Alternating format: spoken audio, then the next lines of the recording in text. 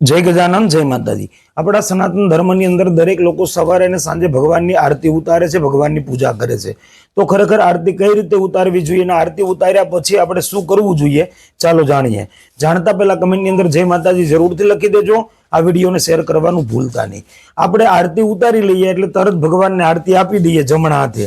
આ રીતે ક્યારેય આપણે ભગવાનને આરતી ન આપવી જોઈએ।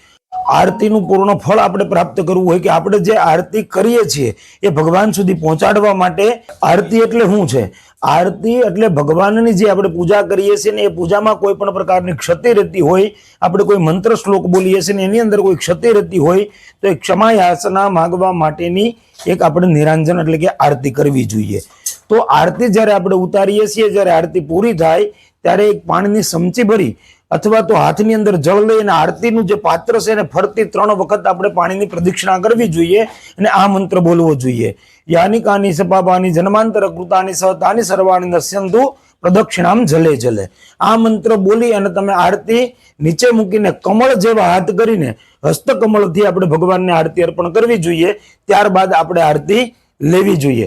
આરતી લીધેલો હાથ ક્યારેય માથાની પાછળ આપણે નથી જવા દેવાનો। આપણા બંને આંખે અને હૃદયની અંદર ભગવાનને આરતીને સ્થાન આપવાનું છે।